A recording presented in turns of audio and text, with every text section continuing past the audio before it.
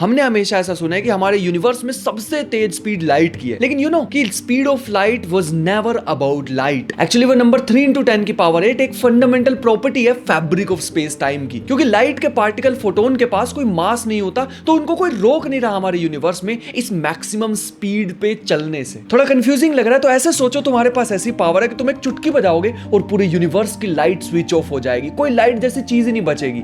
तुम्हें पता है वो स्पीड लिमिट हमारे यूनिवर्स की फिर भी एग्जिस्ट करेगी। ग्रेविटेशनल वेव्स हो या फंडामेंटल पार्टिकल्स ग्लूऑन्स हो, वो ट्रैवल करेंगे इसी स्पीड से। मान लो सडनली कभी सन गायब हो गया, तो अर्थ एक एम्प्टी पॉइंट के अराउंड घूमती रहेगी, ऑर्बिट करती रहेगी 8 मिनट तक, क्योंकि ग्रेविटी को भी पहुंचने में लगभग 8 मिनट लगते हैं अर्थ तक। तब उसको रियलाइज होगा कि सेंटर में तो एक एम्प्टी पॉइंट है, चलो सीधे भाग जाते हैं। अब ये क्वेश्चन दिमाग में आ ही रहा होगा कि ये स्पीड लिमिट एग्जिस्ट ही क्यों करती है। बट एक और क्वेश्चन भी आता है कई लोगों के दिमाग में कि स्पीड ऑफ लाइट से, वो जो स्पीड है उससे तेज भागने का मतलब है कि मैं एक रेस जीत जाऊंगा।